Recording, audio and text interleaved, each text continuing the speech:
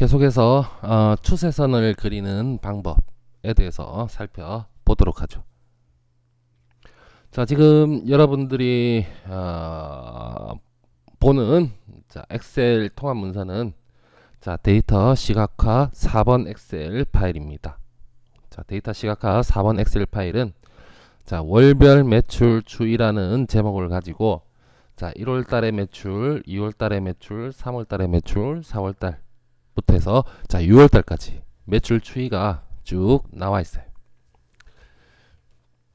그래서 우선 이 매출 추이를 우리 차트로 한번 먼저 그려보도록 합시다.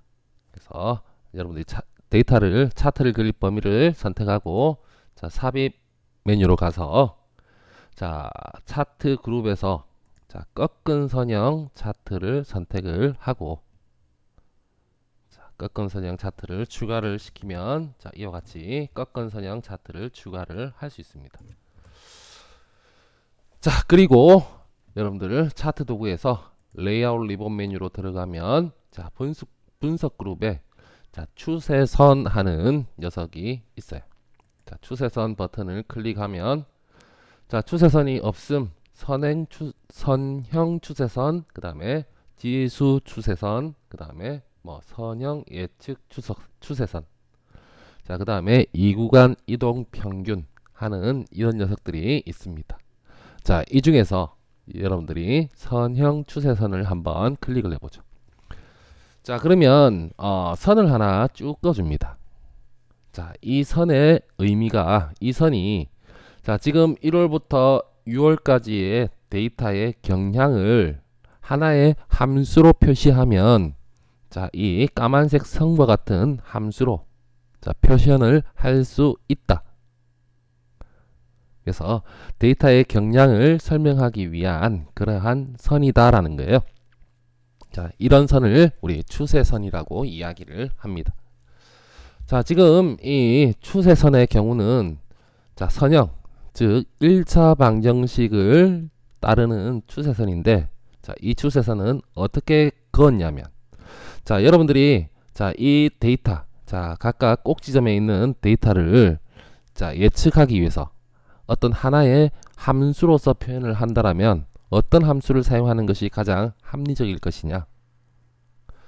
그 합리적인 선이라고 하는 것은 지금 예측된 결과와 실측된 결과 사이의 오차. 예측된 결과와 실측된 결과 사이의 오차. 이런 오차의 합을 최소화하는 선이 가장 합리적인 예측이 될 것이다. 예. 그래서 지금 예측한 데이터와 실측 데이터의 오차를 최소화하는 그런 선을 엑셀이 꺼준 겁니다. 근데 실제로는 예측치와 실측치, 이 오차의 합을 구하게 되면 마이너스 플러스 상쇄가 되어서 0이 돼요. 그래서 이 추세선의 경우는 예측치와 실측치, 즉 오차의 제곱을 하고 각 오차를 다 더해서, 그래서 오차의 제곱 합을 구하고 그 오차의 제곱 합을 최소화하는 그런 선을 그은 것이 여러분들이 보는 이 까만색 추세선이 되겠습니다. 그래서 여러분들 까만색 추세선을 선택하고 마우스 오른쪽을 클릭하면 추세선 서식 하는 메뉴가 있는데요.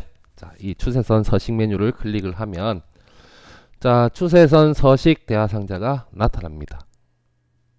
여기서 추세선을 그리는 다양한 방법을 여러분들이 추가로 수정을 할 수 있어요.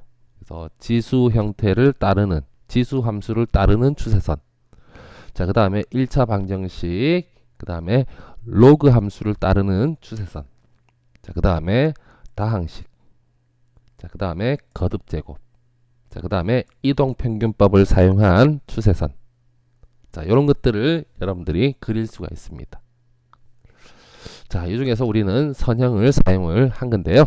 다시 선형을 선택하고 아래쪽에 수식을 차트의 표시를 체크하면 자, 이 선형 추세선에 자, 함수가 없다. 방정식이 어떻다라는 것을 추세선 위에 표시를 해줍니다.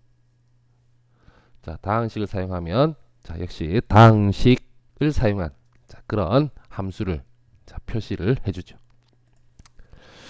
자, 이렇게 여러분들 추세선을 그리고 추세선의 함수, 어떤 함수를 따른다라는 것을 자, 여러분들이 추세선 하는 자, 그래서 차트 도구 중에서 레이아웃 리본 메뉴에 있는 자, 추세선 하는 메뉴를 사용해서 자, 우리 추세선을 추가하고 자, 이 추세선에 함수를 표시를 시켜 봤습니다.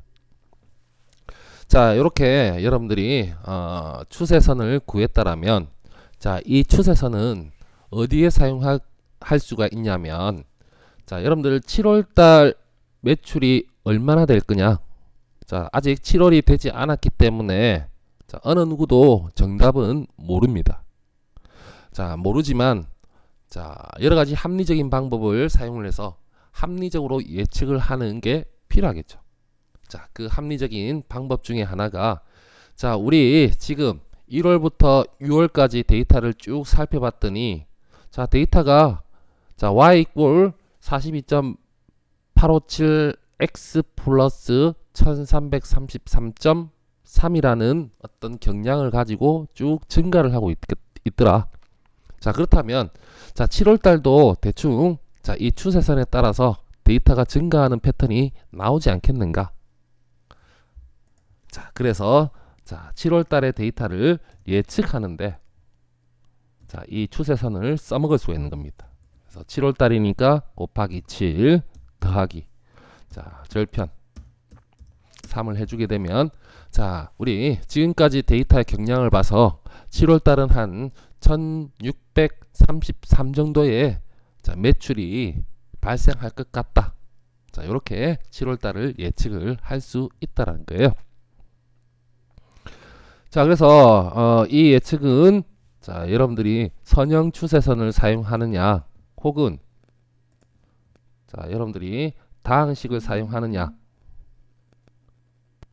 혹은 로그 어떤 것을 사용하느냐에 따라서 자, 7월 달의 예측치는 달라질 수 있습니다.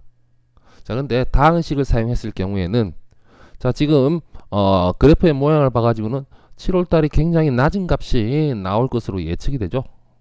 자, 근데 실제로 자, 7월 달이 낮아지는 게 아니고 높아진다. 자, 그럴 수도 있다라는 거예요.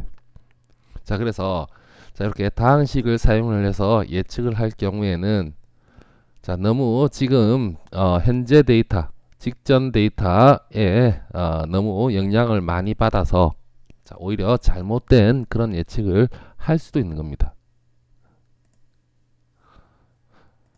자, 그래서 뭐 선형을 사용하는 것이 꼭 좋다라는 것이 아니고 너무 정확한 예측은 오히려 잘못된 자, 그런 결과도 낼 수 있다는 거예요. 자, 아무튼 자, 이런 추세선에 대해서는 자, 어떻게 추세선을 그리는 것이 좋다라는 것은 정답은 없어요. 아무튼 자, 이 추세선을 그리기 위해서는 과거의 패턴이 굉장히 많아야 된다. 자, 그래야지 좀 더 정확한 예측을 할 수 있습니다. 근데 지금 우리는 6개 데이터 밖에 없기 때문에 자, 이 6개 데이터를 가지고 자, 미래를 예측하기에는 자, 데이터가 충분하지 못하다. 자, 그래서 정답은 없지만 만약에 자, 우리 회사의 매출이 선형으로 증가하고 있는 패턴이라면 자, 7월 달에는 한 이 정도의 매출이 발생할 것이다 라고 예측을 해볼 수 있다라는 겁니다. 자, 이렇게 해서 여러분들 자, 차트를 그리고 차트 분석 도구 중에서 자, 추세선을 그리고 자, 그 추세선을 어떨 때 사용할 수 있는지에 대해서 살펴봤습니다.